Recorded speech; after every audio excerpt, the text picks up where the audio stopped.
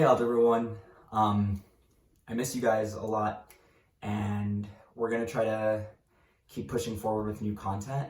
I think we can do it, and I think it's going to keep us a little more engaged and a little bit more interested in the math that we're learning. So little by little, we're going to be introducing new content, and I'm going to be a resource for you and continue helping you along the way. Before we start this lesson, it would be great if you could grab a piece of paper, any piece of paper, to take just some notes on. You can copy along what I do, and it'll help you refer back, and then it'll just help you kind of get the content quicker, okay? This week, we're gonna focus just on one skill, which is substitution, using substitution to solve systems of linear and quadratic functions.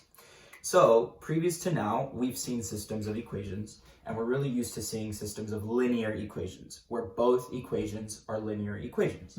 We can think of this one. Let me get a different marker. We can think of the equation, or the system, y equals 2x plus 5, and x plus 2y equals 15. Now, there are three ways to solve. We could solve with elimination, graphing, or substitution. This one, it makes the most sense to solve by substitution because we already have one variable isolated. And so we can write and substitute 2x plus 5 in for this y. Since 2x plus 5 equals y, 2x plus 5 can also be substituted into here. So that's what we're going to do. We're going to take the second equation, x plus 2, but instead of writing y, I'm going to substitute in 2x plus 5.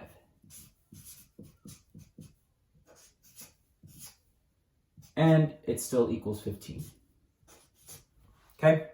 And now we just solve like we would solve any other equation. X doesn't change. If we distribute the 2, we get plus 4x plus 10 equals 15.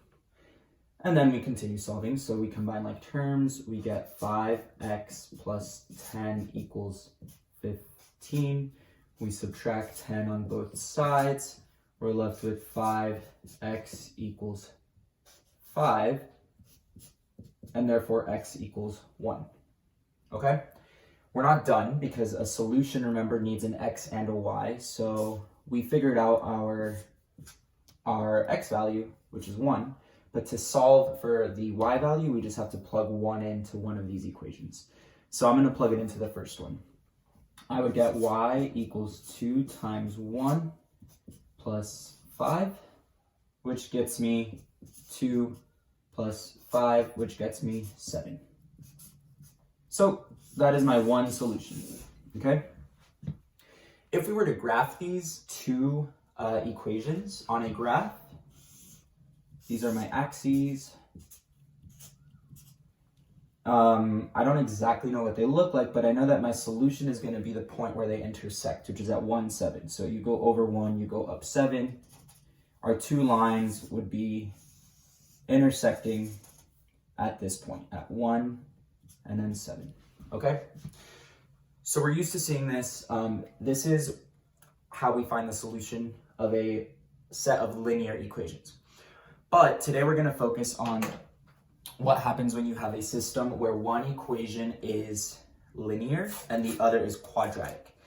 If it's quadratic, then that means that the equation has at least one term that has that is an x squared.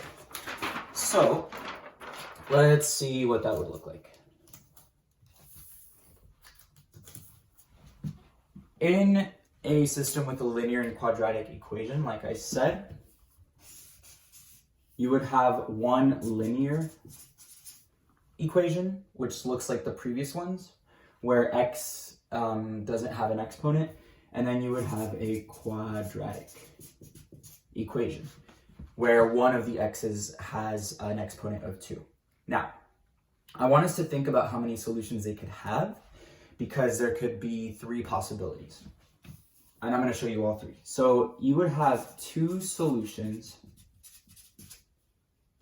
if on your graph you have your quadratic function, which is a parabola, right? And then you have your linear function, which is a straight line. The 2 points where they intersect are your solutions. So in this case, if we have this instance, we would have 2 solutions. You would have one solution if your parabola is here, and let's just say the line, the linear equation, only touches it at one point. That's one solution. And then you can probably predict what's going to happen. You would have 0 solutions when your parabola and your line don't even touch ever, okay? And that's very possible. That's just to give you a sense of how many solutions you could have, and this is just to give you a sense of what it will look like when we start graphing. But today we're only going to focus on solving this with substitution. So let me set up my next paper. The idea is the same as in a linear system. We're going to figure out what one variable is already isolated, and then we're just going to plug the value of that variable into the other equation. So this is where I definitely need you writing down. Please write this system down. The first equation is y equals x squared plus 4x minus 1. This is our quadratic one. I know that it's quadratic because it has the exponent of 2. And then our second equation is our linear function, which is y equals 7x plus 9. Okay. The substitution here is pretty straightforward because I already have y alone here and here. So I know that my y value is equal to 7x plus 9. So all I'm going to do is swap those two. So we're going to make a new equation that looks like this. On the left side, we're going to have 7x plus 9, 7x plus 9. And on the right side, we just have our quadratic. Essentially, we're just setting them equal to each other, okay? Once they're set equal to each other, we want to move all the terms to one side so that it's equal to 0. So I'm going to start by subtracting 7x on both sides. I'm left with 9 equals x squared minus 3x minus 1. I'm still not equal to 0, so I'm going to subtract 9 on both sides. And what I'm left with is 0 equals x squared minus 3x, and negative 1 minus 9 is negative 10, or minus 10. Now I just have a quadratic function, and I'm going to try to solve it using the diamond method, okay? So the top of my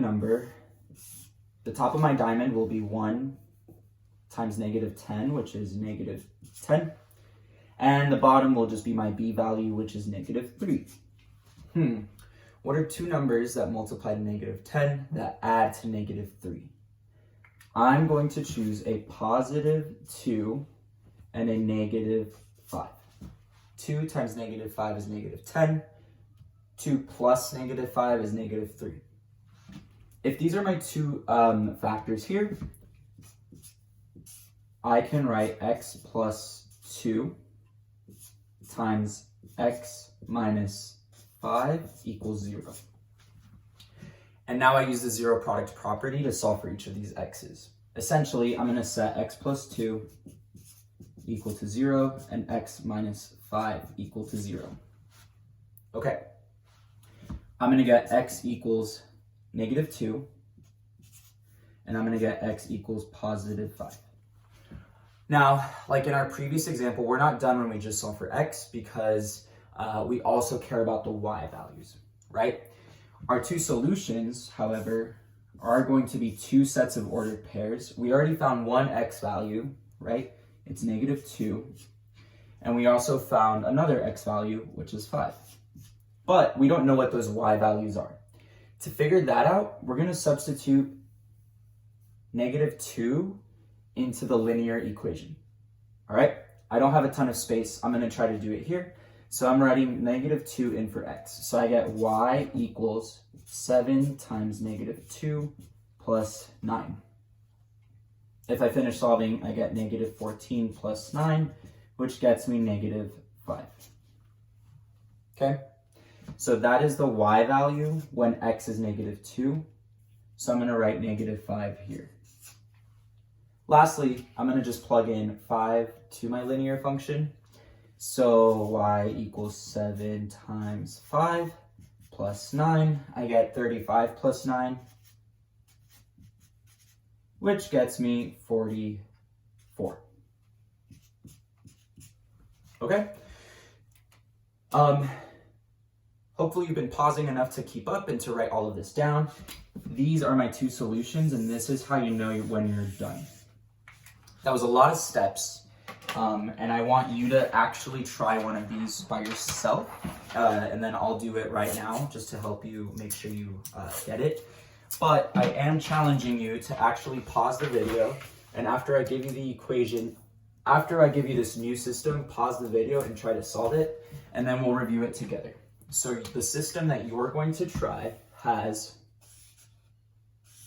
keep using the wrong marker, you've got y equals x squared plus 2x plus 7. And then the linear function will be y equals 6x plus 3. Pause the video, take the time you need to try to solve this one, and then we'll check our answers.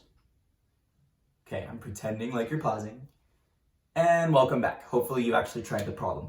Let's go through this one and then we're done with this video. The first thing I'm going to do is substitute my 6x plus 3 value in for this y. So I'm going to set them equal to each other. So I have 6x plus 3 equals x squared plus 2x plus 7. That was step 1. Step 2, we need to move these over here. So I'm going to subtract 6x from both sides first. I'm left with 3 equals x squared minus 4x plus 7. Finally, I have to subtract 3 on both sides, which has 0 on the left, and then I'm left with x squared minus 4x minus 4. Okay, diamond time. On the top, I've got -4. On the bottom, I've got -4. Okay? What are two numbers that multiply to -4 that add to -4? So it turns out I made a mistake, and hopefully someone caught it here. But this actually wouldn't work, but I made a mistake up here. This plus 7 minus 3 actually gets us a positive 4. All right? All that means is that my number up here is positive 4. Okay? Now the two numbers that multiply to make a positive 4, but that add to make a -4 are -2 and -2. So I have x minus 2 times x minus 2 equals 0. If I set each of these equal to 0, then I really just get x equals 2. Interesting, right? This just means we have one solution. So if we think back to the graphs, we have a parabola, and our function is just going through it one time. Our linear equation is just going to cross it one time at one point. Like I said, we're not done once we just get x. We have to figure out what what y will be. But we know that the x value is 2. And we know that the y value is whatever we get once we substitute this 2 into our linear function. So we get y equals 6 times 2 plus 3. I get 12 plus 3, which is 15. So we actually only have one solution here. And the final answer is 215. So if you got 2, 15, congrats, you got it right. If you didn't, and if you made a mistake like I did, go back and check your work. But you've now seen 2 examples, and I'm going to challenge you to do some more on your own. Just to clarify for the rest of the assignments, I'm asking you to complete 3 of these problems on a Google Doc. So it's going to be a Google form, and you're just going to get the problems, and you're just going to enter the 2 solutions. That's one assignment for the week. The second assignment for the week is I want you to actually film yourself solving one of these pieces of paper, or one of these problems. And I want you talking through those steps with me, and you'll see an example video of me doing that. And then that's your second assignment. And your third assignment will be to complete just 1 IXL skill. To recap, you have a Google form to submit by Friday. You have a video that you have to submit of yourself solving one of these problems. And the third assignment is to complete the IXL skill, which I will include in the Google Classroom assignment. Thanks, Algebra. Good luck.